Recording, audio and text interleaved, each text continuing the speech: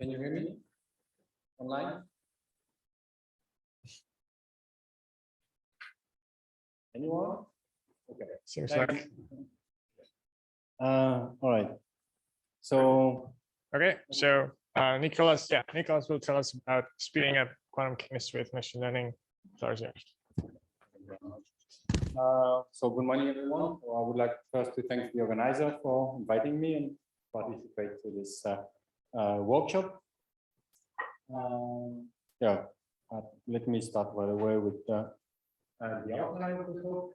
So I'll spend some briefly. I want to explain the context of the example that I will discuss afterwards, and then I will discuss or report 2 or 3 examples of our research that is related to machine learning. So the context is I want to explain why we use machine learning and maybe explain my background and so on. So what we do in our group is atomic and molecular physics, and the common theme in this is that we have to deal with molecular continuum states. Why we have to deal with continuum states? Because we're interested in processes like decay or decay and so on. And at the end, we always have 1 free electron. We also look at single and individualization by photon impact or ion impact or electron impact. So all those processes, they have in common that you have at some point a free electron. So I'm not a quantum chemist. I do little quantum dynamics, and I'm not a machine learning expert. So all those QC, QD, and ML are just tools that we use and that we have to adapt to deal with this continuum state. So we are driven by the processes, not by the method. But we have to do some development, and this is what I want to discuss. Okay. So why I'm telling you all this is because the 3 examples I will give you are they look kind of unrelated, and they are in terms of machine learning or quantum chemistry, but they are here to serve the purpose of describing those processes. The other thing is also that, as you see, all these machine learning methods that we use, they are really simple. They are the standard ones, nothing fancy, nothing new. They are there just to do the job. So just to allow us to again describe those processes. But I hope that the example that I will show you here, they can be also useful for some of you. Okay, so the first example is using PCA to describe, to improve neural network potential energy surface. And why we started to do that is because we were interested in doing pump spectroscopy of the electromagnetic reaction of molecules. So we were looking at acetone, but yeah, the idea was to really do a pump spectroscopy of those kind of reactions. So you have here this acetone molecule. So we have 2 forms, the ketone forms and the enol forms, and we wanted to know how to go from there to there, and here are the transition state.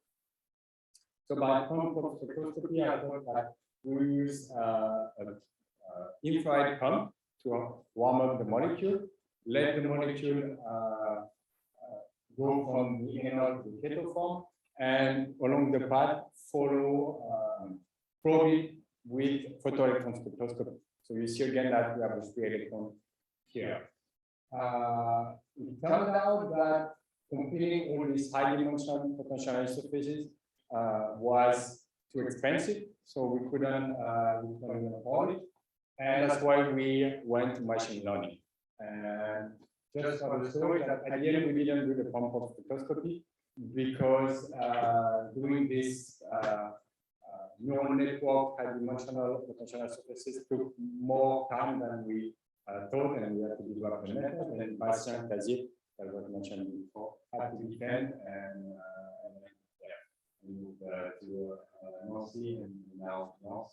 So we didn't have time to finish this, but we came up with a method that again I will do now.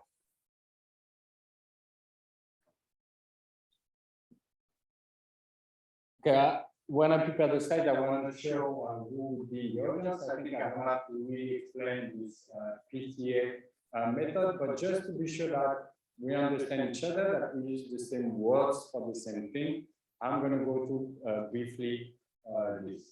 So we use a very simple fit-for-one neural network, which is also called a multi-layer perceptron sometimes. So we have an input layer here, which checks all descriptors. I will also use the word features for these quantities here.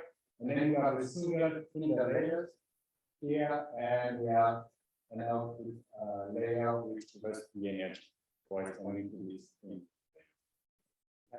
And here we have capital N neurons, and we will optimize this number of neurons as I'll show you. I will also explain what kind of descriptors we will use in the next slide. So just, PCA goes like this. We start with our initial data set, with our descriptors or with our features. And then we have three steps. The first one is that we remove the mean. So we just center our data set on the mean of the data set. And then we compute the covariance matrix and categorize it. So it's kind of decorrelates the descriptors. And then just to make sure that the new descriptor here, they are trained evenly with your stabilization. So we divide the these new descriptors by the eigenvalue of this covariance matrix, so that allows to evenly train on each of these new features. So it's really the standard piece, nothing fancy, I would say. Okay, so the data set, so how did we build the data set? So the first step was to compute this transition state. And for that, we use the timing image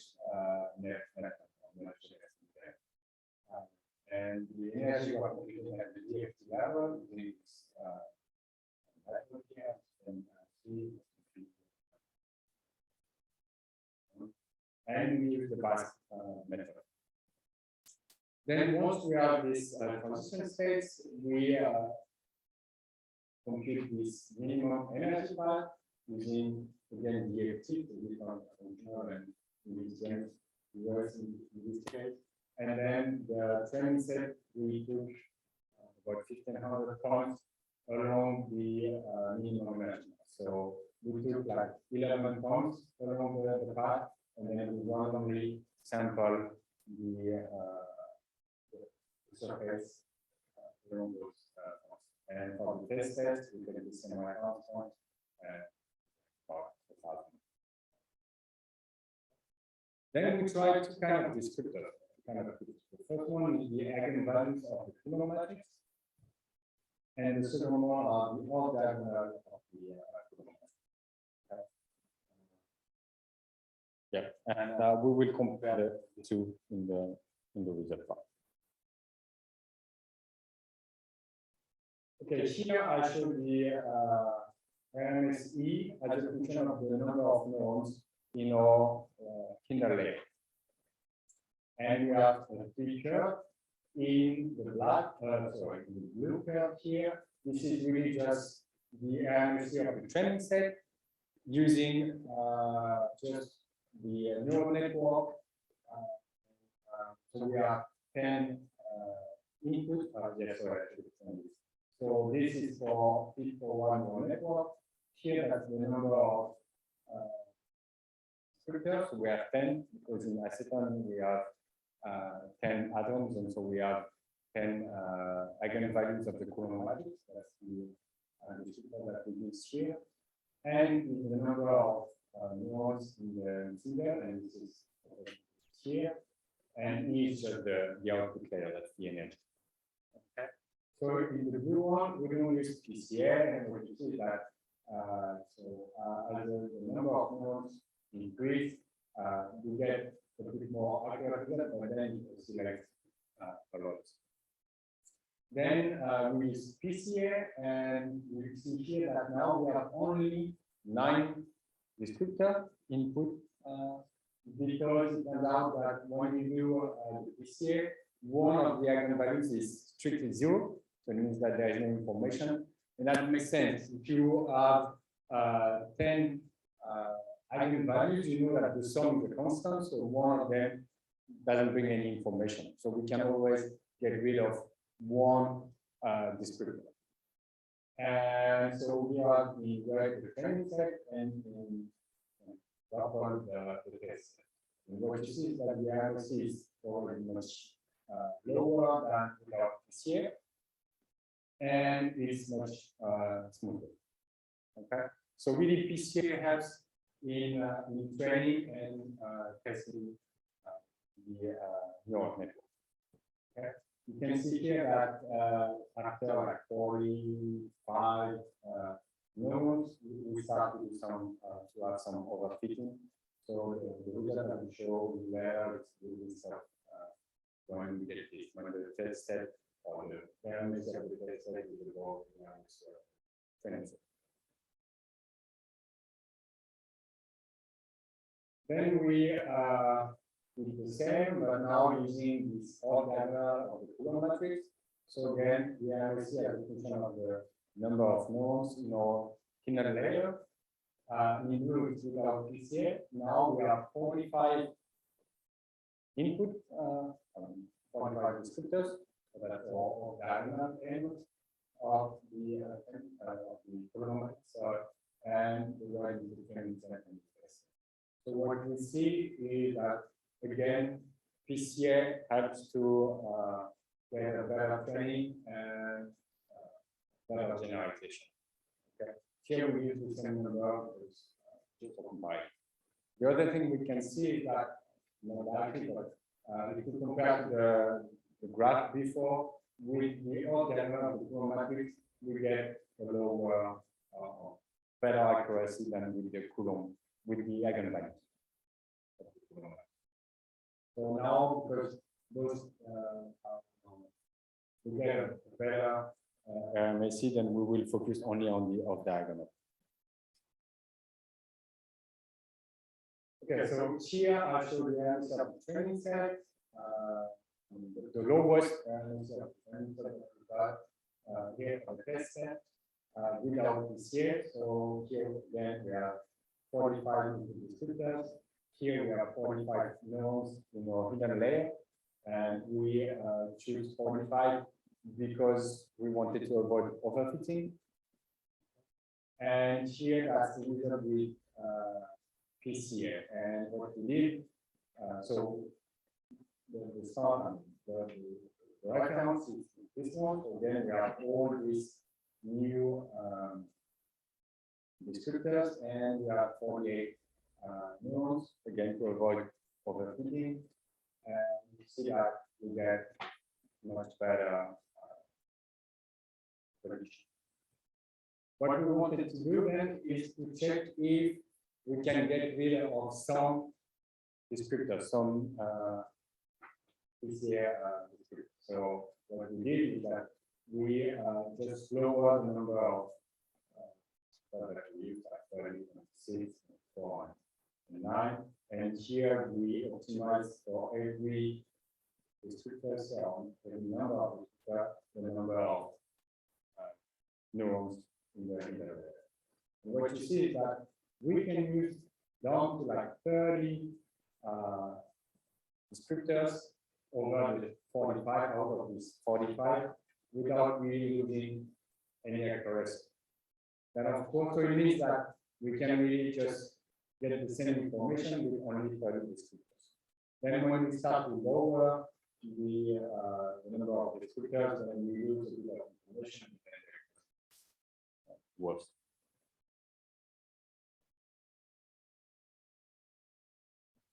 So why is it important to lower the number of descriptors? So what we see here is the MLQC as a function of the size of the test set, and the size of the test set is given as a percentage of the training set. And here we use 24 descriptors in yellow, 30 in blue, and 45 in purple. So all descriptors.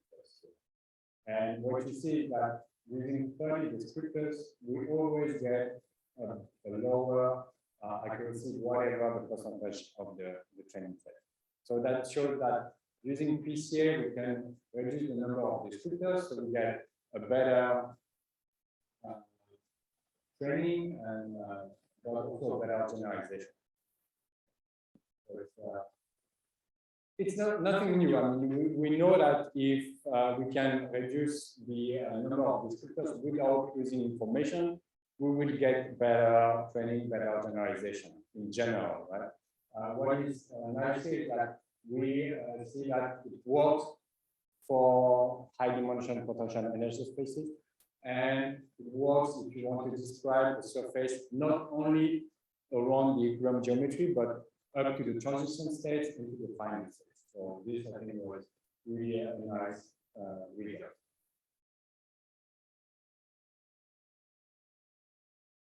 So the take-home messages is that we can use orthogonal elements of the Coulomb matrix as descriptor.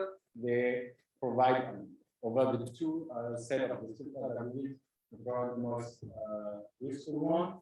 The PCA improves the training and also leads to a better generalization. So the PCA doesn't cost much, but it improves a lot on the preparation of the neural network and its efficiency.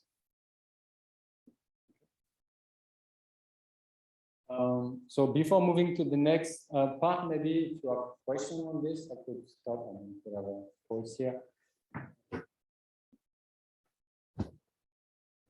You are test for descriptor Coulomb matrix. Are you test other descriptor or? No, we stick to the Coulomb matrix. So it was really, I mean, that was our first introduction in machine learning, and we took whatever we found. We found that Coulomb matrix was kind of used widely, and so we went for that. Okay, thanks.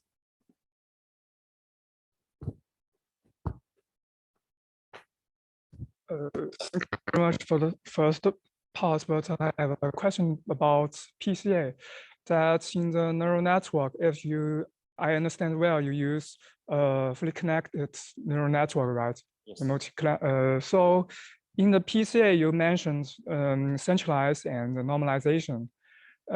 Typically in this kind of neural network, if you centralized or you normalize your input, the results will be better.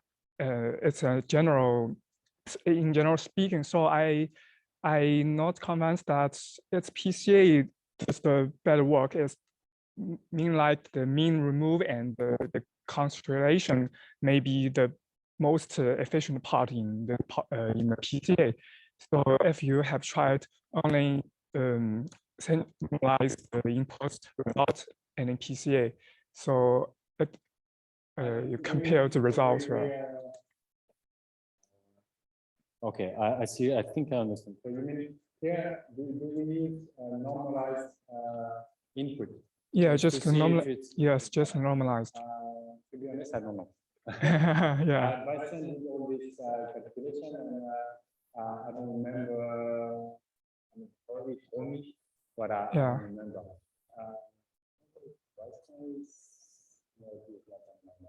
But he will be here on Friday.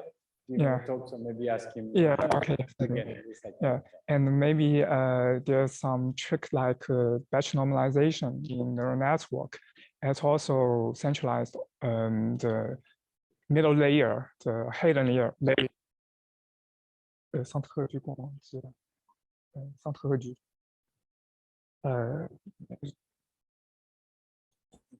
I mean, I guess there are other ways to improve the training and the generalization. this is one thing that we tried and it worked well, and we were happy again because I mean it's the challenge here was really to describe evenly the surface low, I mean along different topology and so on, and it was a bit different from what I think people do in this high-dimensional spaces so far.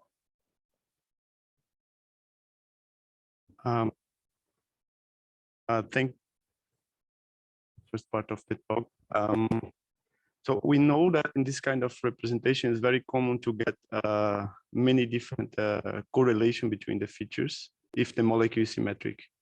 So I'm wondering if you have verified maybe if the is related to these symmetries. In other words, if you could get the same sort of good representation by removing based on the symmetry of the system. So I don't know if you have some analysis about that. The result of the PCA to the symmetry.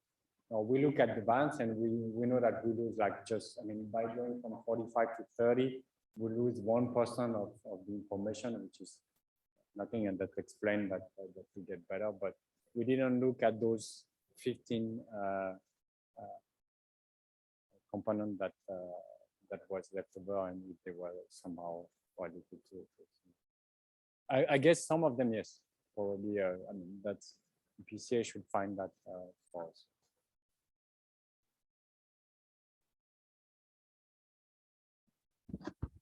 What else? Oh, sorry.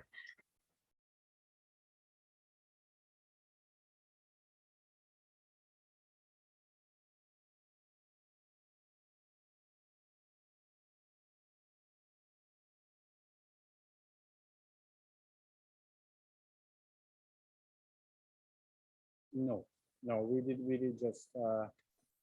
You mean trying on another molecule or something?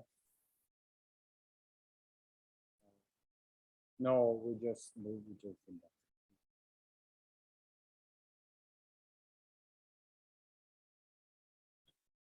I can continue. Okay.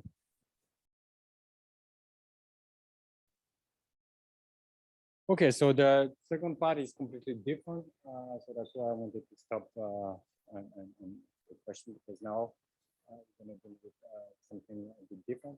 So as I said, we are interested in molecular continuum states, and we use quantum chemistry for that. And most quantum chemistry methods, they rely on the use of Gaussian functions. Gaussian functions being L-square functions, they don't have the proper boundary condition for the continuum states. So we have ways to correct for it, like Stiegis imaging, complex absorbing potential, and so on. But all those corrections, they relied on using more Gaussian functions that quantum chemists or ground state quantum chemists would use. And they have to use, we have to use diffuse functions and so on. And one bottleneck of our method is always dealing with these two electron integrals, because we have large Gaussian basis sets, so we get very huge number of two electron integrals. And we thought that maybe we could use machine learning to predict these two electron integrals directly in the molecular orbitals basis. So we won't have to do like computing in the AO basis, then do the same transformation and so on, because this was really, method that was the most expensive part actually, because since we're dealing with continuum states, we cannot afford to go to very accurate quantum chemistry method. So usually we rely to CI and very small CI like CIS. For us, it's already good enough. But at this point, so the diagonalizing the matrix is not, but dealing with these two rectangular integrals is. So we thought, okay, let's try to apply neural network to get this molecular two rectangular integrals. So the data set is the following. So we did a bunch of molecules like water, H2S, helium. I explained later why we did the three ones. And we wanted to try two completely different molecules that come in the canal. Here we use the standard Dunning basis set because it's just proof of principle. We're not at the level where we can really use it for project. And then the two electron integrals and the descriptors, they work and also with the quantum package code. We had to deal with the sign of the molecular orbitals because, as it was explained yesterday by Yura, when you do this Hartree-Fock calculation and so on, there is an arbitrary phase of the molecular orbitals, and this changed the sign of the integrals and of the descriptors and so on.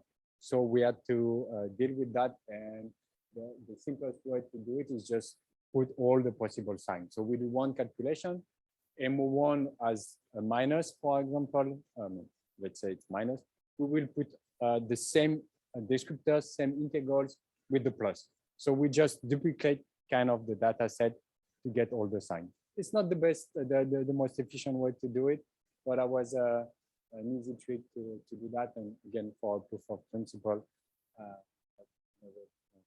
good enough.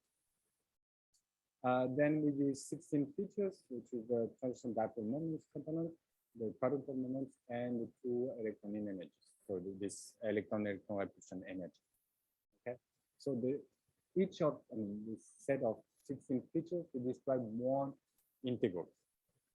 Okay.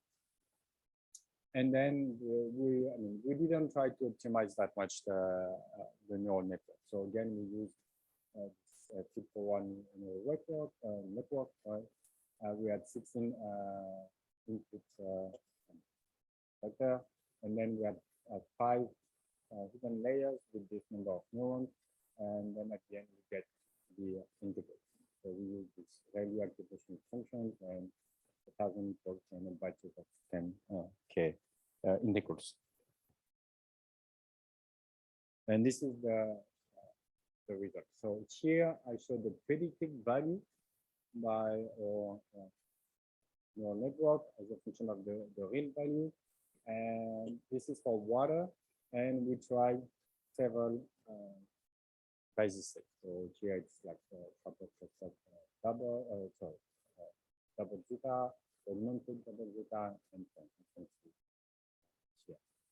In general, what you see is that it works pretty well. I mean, all the points, most of the points, they are along this diagonal line. So we have a few points here and there that are scattered, that are not well predicted, but in general, it works fine. I should say here it's purely training. So the idea first is try to store these integrals in the most compact way we could find. We're not trying to predict new integrals. We just want to train our neural network such that it compresses all this information, and we don't have to store all these integrals in a file. Okay, we just have to store the parameter of the neural network, which is much smaller than the whole integrals. Okay. I mean, the figures show you that, roughly speaking, we get a pretty good prediction. But we wanted also to have more chemical insight. Does it matter those that are not well predicted? Is it still accurate enough? So to do that, we use the outer balance Green's function method. So it's just a method to compute the ionization potential of molecules. So it's related to the ADC approaches that were discussed yesterday, but for ionization. So we have this one whole Green's function operators and so on. And what we did is we took the ionization potential that we are computing using the real integrals minus the ionization potential obtained using the integrals by the neural network, and we took the 3 first balance first or lowest insertion potential, and we just go. Okay. The typical accuracy of the OVGF method is about like 0.3, 0.4 EV. So if we are lower, if this error is lower than let's say 0.4 EV, we were pretty happy. And so that's the results here. So you have here the error in EV for the different training in the basis set. Again, it's water. And you see that except for this one, we are lower than the accuracy of the method. So it means that we can really use neural networks to store or integrals. And we have so few parameters that we could even code it directly in the quantum chemistry package if we want. So we can really get rid of the basis set, the Hartree-Fock step, and so on, and just directly use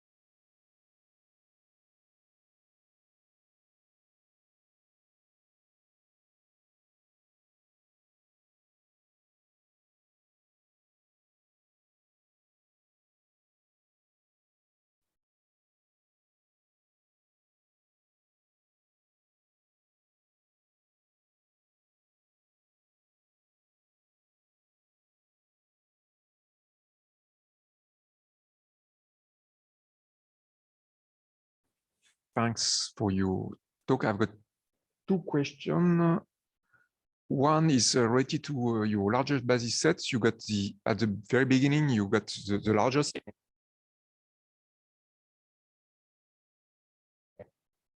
And what will be the consequences for the photo ionization when you're going to add very, very diffuse basis function?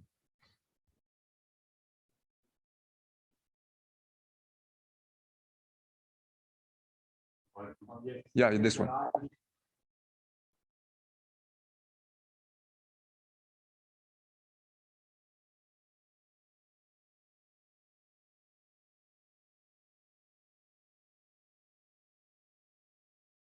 They work on a lot of zero integrals, and so that's why you see that the MLC is actually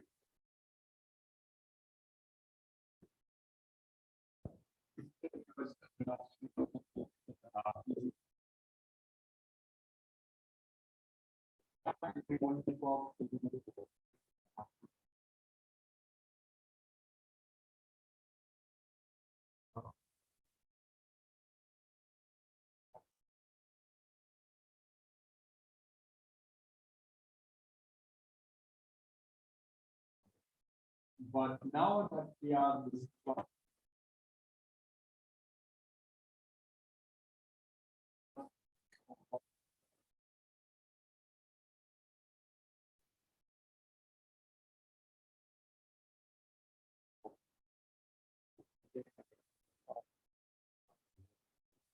Okay, thanks.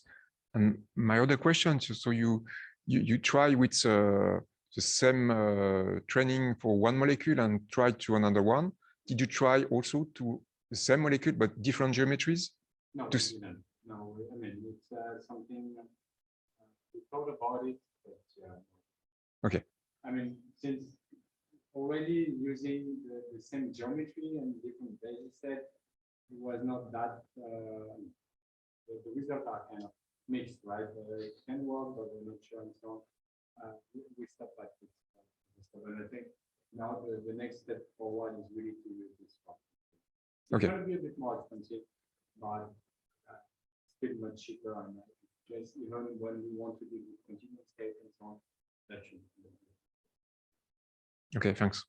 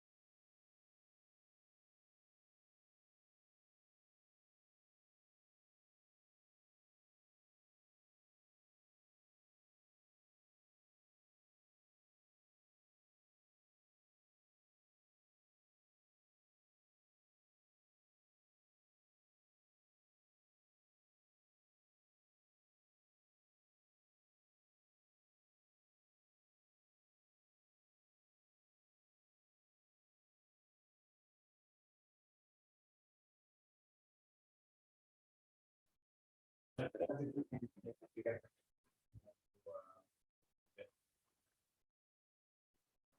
thanks a lot.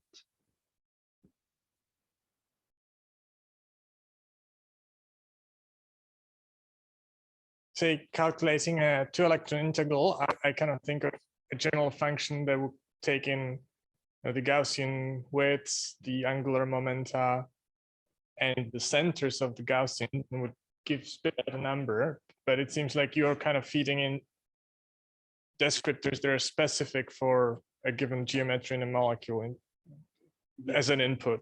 Do you think it would be possible to learn this kind of general function, or you would really kind of specify arbitrary Gaussians and you would get a number out? When we didn't want to do that because that would be computing the integrals in what we call the AO basis, this atomic orbital basis, right? That's right. Yeah. And to do that, you still have to do the MO transformation, go from atomic Okay. orbitals to molecular orbitals, and we did not want to do that. I see. So that's the thing. In principle, yeah, you can think about descriptors of your atomic orbitals and get the two electron I orbitals. see. But this is It's a different problem. Yeah, we got should it. Go one step further because, as I said, we use either a CI method or OBGF, and they need these two electron equals in the MO phase. So it's really bypassing this MO information, which costs like 10 to the power. Right. Okay. Cool. Related to that, did you try to use a localized orbital? No, we thought about it. Because it could help to have something more, Yes, more we or less thought about delocalized. it, but it was not implemented in something package. It is in game. Yes, it's local, but I don't think it's implemented in Okay. Well, it's- But we thought about it. It's not a big deal to implement that anyway. I mean, we were very ambitious. Initially, we thought that maybe we can try for example on a CO molecule, and then and take a huge molecule and where you have a CO part and so on, and that would be okay. And but in that case, to work, you need localized form. Since the results are not, they're good. I mean, we're happy already, but there is still some work to do with Okay. But we thought about it. Thanks. Okay. I think we can go ahead. Yeah, how much do I have? We can run till 12. Okay, then I think I can discuss quickly the last part. Okay, then we go back to what I said initially, that we want to deal with continuum states. And we use Gaussian functions, so they don't have the proper boundary condition, but also sometimes it's, if we want to, we don't even know the nature of those states that we get. So I mean, I put this slide, but really I don't have to explain it. So we have to solve this electronic Schrodinger equations. We use CI method, and the molecular orbitals are a linear combination of Gaussian functions. And this is where we have problems. To just illustrate the problem that we want to build here. So here I show the states of the helium, or the energy of the helium states that I get with the large basis set. And so in red, you have the bound states, because really they are well described. Then between the single ionization potential and the double ionization potential, we have those those states that we call pseudo-continuum states, because again, they don't have the proper boundary condition. But because of this, of the energy here, we know that those blue states, they correspond to us, or they represent, that's the best representation of single ionization. So only one electron in the continuum. But then if you go to above 0 and you do a full CI method, so you have double excitation also, in these green states here, you can have a mixture of single ionization and double ionization. And now if you're interested in describing single ionization on one side and double ionization on the other side, then you're in trouble, because you have to sort those states. And there is no way really to just look at the states and define which one is single and which one is double, because they don't have the proper boundary condition. It's only the boundary conditions that can tell you if you have one or two electrons in the continuum. Okay, so we thought maybe let's use machine learning again to tell us what states are what. And to do that, we do a unsupervised learning method, and so there is two things that we have to decide: what are the descriptors or the features that we need to use to sort the states, and what is the clustering analysis that we, or which method of clustering we need to do. So what we decide to try is, we took two descriptors, the sum of the norm of the Dyson orbital. So Dyson orbital is like you project your helium state on the cationic state. Okay, then you take the norm of this orbital, and you sum over all possible Dyson orbitals, so all possible cationic states here. Okay, and the second descriptor is this electron-electron repulsion energy. Okay, so I plot here this sum of the norm of the Dyson orbitals, so that's SND, as a function of this energy electron repulsion for each of the helium states or this pseudo state. And I use the same color code. So red is for the bound state, blue is for the single ionization states. So the states between single ionization potential and double ionization potential. So we know that there are, or we assume that there are only single ionization states. And the green are these states, the pseudo-continuum states that are above the double ionization potential. And those are the ones that we want to sort out. And then we use k-means method to sort them. I guess I don't have to explain k-means. Again, I put this slide here because I was not sure, but we had already a presentation yesterday about it. It's the most used and the standard clustering method. And I use the one implemented in scikit-learn. And this is the result. So now, again, I just focus on the green states, right? The one above double ionization potential. And we know that we need K equal 2. We need 2 clusters, right? Single and double ionization. Okay. And then we let k-means tell us which states are what. So according to the k-mean, those states here, they correspond to a single ionization to the continuum state. So 1 electron in the continuum, and the black one are the double ionization one. Okay. And it makes sense physically. I mean, well, at least for the singular, for the norm of the Dyson, because if you have only 1 electron in the continuum, by projecting on your helium states on the cationic state, the Dyson norm should be pretty large. While if you have 2 electrons in the continuum, then I mean, projecting on the cationic state doesn't make any sense. And that's why you have the norm that is small. What is kind of counterintuitive is that I would expect that if you have 2 electrons in the continuum, the energy, I mean, the interaction between the two should be pretty small, right? They shouldn't talk to each other, so the repulsion should be small. And it turns out that it's actually, they are larger than if you have 1 in the continuum and 1 bound electron. But actually we can expand. It's again because we have Gaussian functions here. So when we have 2 electrons in the continuum, they are actually closer to each other than one is bound and one is away. So it's just because the diffuse functions are not diffuse enough. Okay. So now how can we be sure that this clustering is okay? So for that, we have to rely on some processes. So here I show you the cross section for double ionization of helium by antiproton. Actually, we did this clustering because we were interested in describing this this process. Again, we are driven by the processes. So that's the cross section as a function of the collision energy. So as a function of the energy of the antiproton, if you like. And we have a very accurate numerical result by this guys here. So that's the black results here. Those will be used as the references. Okay. And we have 2 kinds of results. The first result is the so we did the simulation with the Gaussian function and so on, and that's the result we call upper limit is when we assume that every state above the double ionization potential are double ionization states. So we just sum them up. We don't do the clustering. We said everything above 0 is only 2 electrons in the continuum. Okay.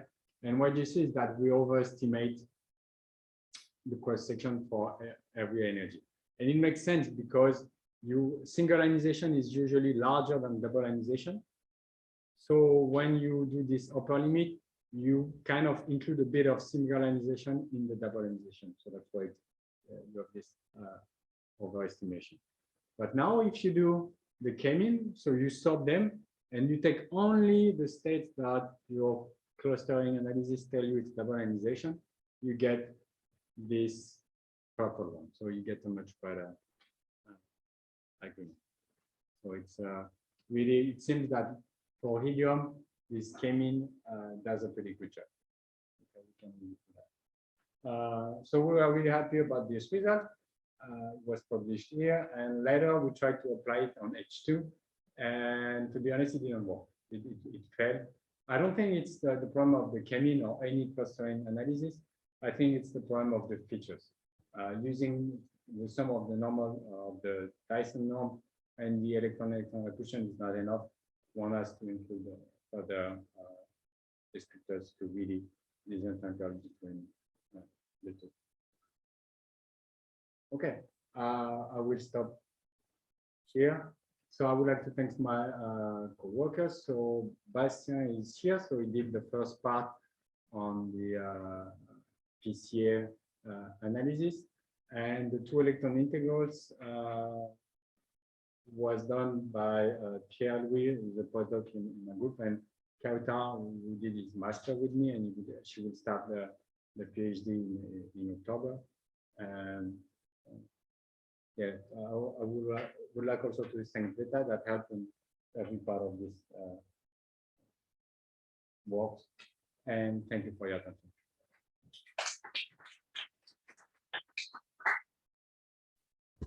Okay, any more questions for this third part of the talk or any previous?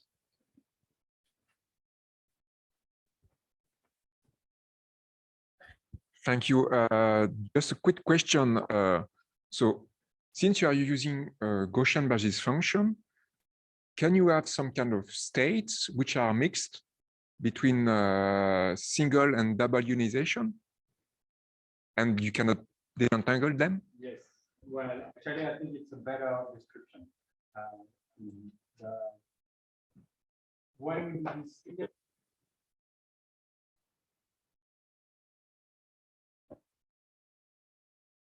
say it didn't work, we thought maybe that's not the best picture that we have, and that every one sort of continuum state is actually a linear combination of single and double.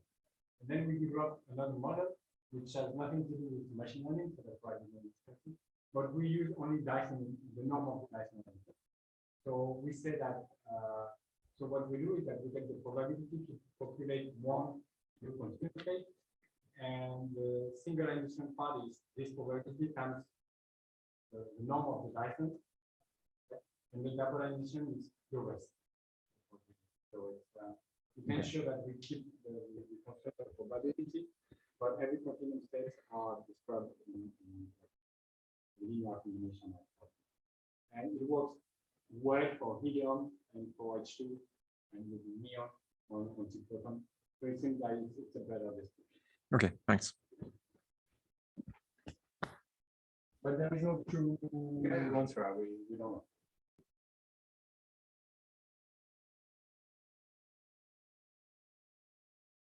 Palas and all the speakers again. And we had for lunch